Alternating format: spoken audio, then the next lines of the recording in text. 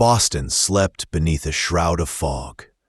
The streets glistened, the scent of coffee drifted through half-open doors, and the River Charles breathed quietly under a bridge that was never finished. Ryan Holden stood at the window of his small studio, watching the drops of rain slide down the glass. He was 38 and looked older, not from years, but from silence. 3 years ago, in a storm, his wife Sarah had died in a car accident. Since then, Ryan had stopped building anything. Not bridges, not plans, not life. All that remained was the blueprint of Aurora Bridge, his greatest design. It was meant to unite the two sides of the city, a symbol of hope. Sarah once called it the bridge to a new dawn. But after she died, the drawings were folded away, like a grave. One morning, an unexpected email appeared. Project Aurora Bridge reapproved. Please report to the Department of Urban Development. E. Warren. Ryan hesitated for hours. Then he went.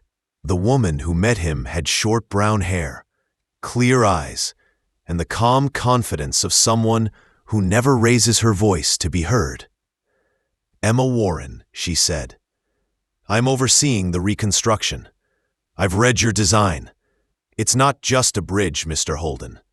It's a statement that after darkness, there can still be light. He froze. Those were Sarah's exact words. They began to work together. Emma was unlike anyone in the department. Smart, direct, but kind. She challenged him, argued, but always believed. Slowly, he felt the world return. Sketches, meetings, laughter. The silence began to crack. But shadows never vanish easily. The construction was managed by Hawthorne Construction, owned by Nathan Gray, Ryan's former partner. Years ago, one of their bridges had collapsed. 2 men had died. Ryan believed Gray was to blame, but no proof ever surfaced. Gray vanished from the city. Now he was back. And when they met again, Gray's smile was all teeth and ice. Good to see you alive, Holden, he said. Let's hope this one doesn't fall apart too. After that, strange things began to happen. Delivery reports changed. Steel samples didn't match specifications. Emma laid the test results on his desk. Look, the alloy's different, cheaper. Gray says it's an upgrade. Ryan frowned. Cheaper means weaker. Under stress, it'll crack. They started checking everything in secret. And then, deep in the company's shared drive, Ryan found a file named Aurora 3. Inside were diagrams, numbers, and a date. Next week. It was a model of a structural failure, planned in advance. A fake accident, an insurance payout, and Ryan would take the blame. Emma stared at the screen. If we expose this without proof, they'll bury us. He looked at her. If we stay silent, people could die. That night, they decided to find the evidence. The office was empty when they broke in. Fluorescent lights hummed overhead. Emma watched the hallway camera feed. Ryan worked the safe. The tumblers clicked, open. Inside lay the forged contract, and beside it, an unmarked envelope. He opened it. A photograph slipped into his hand. Sarah, smiling, standing beside a black car. And next to her, Gray, his arm around her shoulders. The date, 1 week before the crash. The world tilted. The air left his lungs. She was with him, he whispered. Then everything makes sense. He felt the floor sway beneath him. Grief, disbelief, betrayal. A voice came from behind, calm, familiar. She was, Ryan. She came to see me that day. Gray stood in the doorway, a pistol hanging loosely at his side. She said she wanted to tell you the truth. About me, about you, but she never got the chance. Ryan's eyes darkened.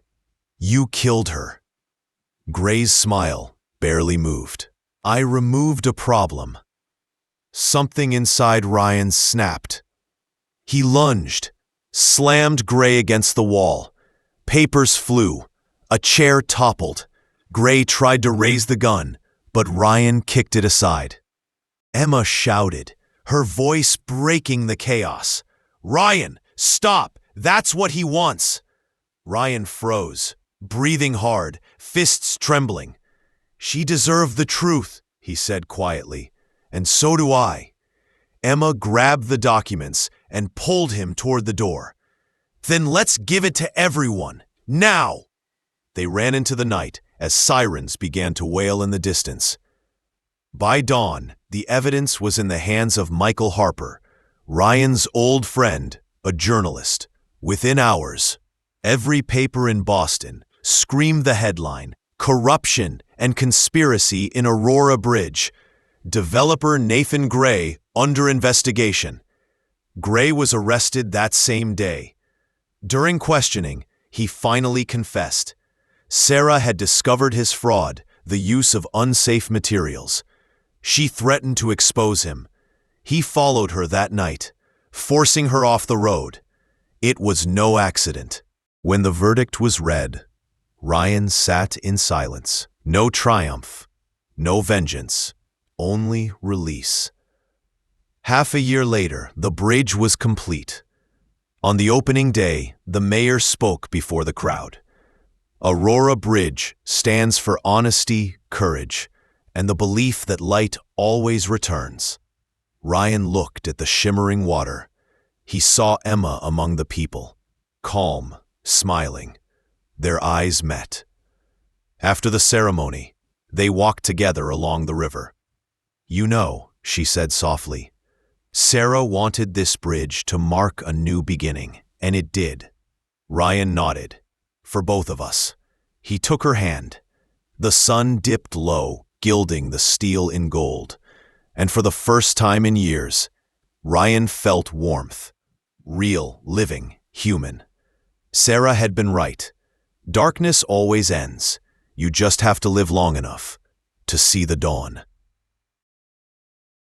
Thank you for staying with us until the end. Every story on Heart Speaks is a voice of feelings, a voice of choice, a voice of life.